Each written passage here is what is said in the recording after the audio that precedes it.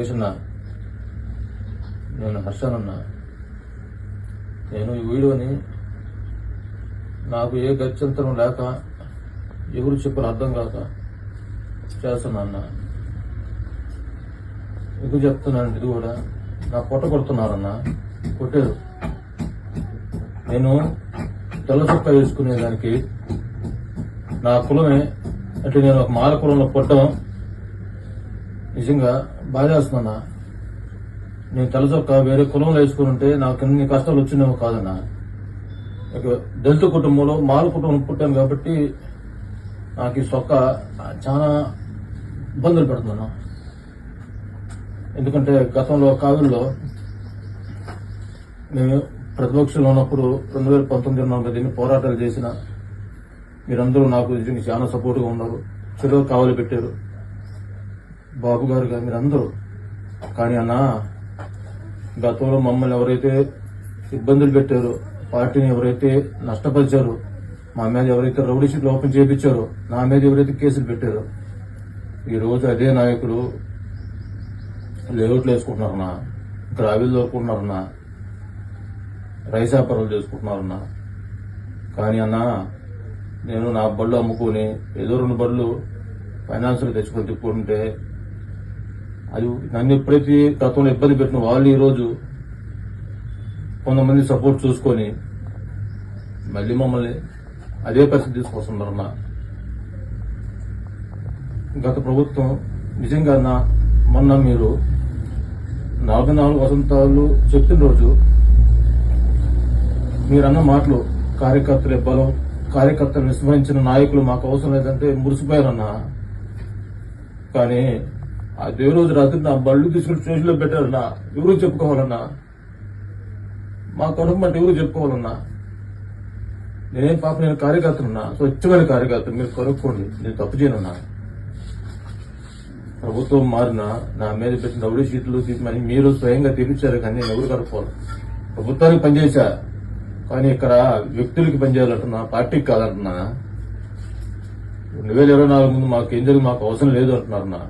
సరే అన్న, మా కష్టం, మేము పడ్డ కష్టాలు మేము పెట్టించుకున్న కేసులు, మా కుటుంబాలు కోల్పోయాం, మా ఆస్తులు కోల్పోయాం, మా పొలాలు ఆక్రమించడం కావాలో ఈరోజు మళ్ళీ వెంచర్లు వేస్తున్న లేఅవుట్లు దొరుకుంటున్నారన్నా.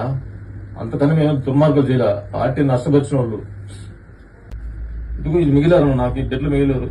నేను వీళ్ళ కోసం నేనేం తప్పు చేయనన్నా. నేను గ్రావెల్ దోలను, ఇసుక దోలను, రైజు ఏం చేయను. నేను నా పొలంలో అన్న, మా పొలంలో అన్ని హక్కులతో ఏఎంఆర్ సంస్థ గారి బిల్లులు తీసుకొని పంట పొలంలో నేను మట్టి దొరుకుంటే నా మట్టి బండి తీసుకెళ్లి తోలుకుని బండి స్టేషన్ పెట్టించారన్న తిప్ప పోలీసులు. మానసిక బాధ గురి చేస్తున్నారు. నాకు క్షణక్షణం ప్రతి క్షణం నన్ను మా మీద కేసులు పెట్టిన రౌడీ షీట్లు పెట్టిన పోలీసులకు ఇక్కడ పోస్టింగ్ వేస్తుంటే మమ్మల్ని ఎగతానికి హీనంగా చూస్తుంటే తలంచుకుని పార్టీ కోసం తలుచుకున్నా ఉన్నా. కానీ ఇదే మన డిపార్ట్మెంట్ లో అదే తిప్ప పోలీస్ స్టేషన్ లో నా బళ్ళు తీసుకెళ్లి ఎందుకు తీసుకెళ్లి తెలియకుండా అర్ధరాత్రి కూడా పెట్టినారు కాదు. పార్టీ ఆవిర్భావ దినోత్సవం రోజు నాకు జరిగిన అవమానం పట్టుకోలేకపోతున్నాను అన్నా.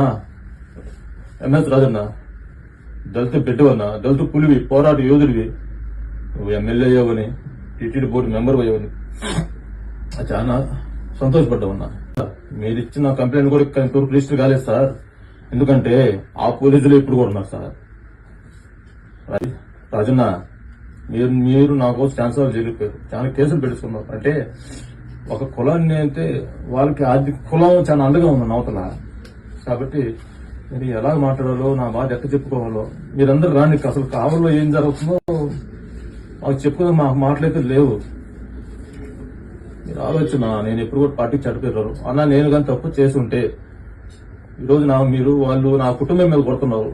నా బళ్ళు వద్దన్నా, ఏ స్టేషన్ లో ఉన్నా అదే స్టేషన్ తగలబెట్టేస్తారు. మీరే తగలబెట్టేసి నాకు వద్దు, నా బళ్ళు నాకు వద్దు, నేను ఎవరిని పార్టీకి చనిపోయారు నా వాళ్ళు ఇప్పుడు రా. నేను గతంలో పోరాడితే నాకు పార్టీ వస్తుంది, సంతోషంగా బతకొచ్చు, నా కుటుంబం బాగుండొచ్చు, నన్ను నమ్ముకున్న వాళ్ళు బాగుండొచ్చు, నేను 10 మందికి పనిచేయొచ్చని సంతోషంగా పనిచేశానన్నా.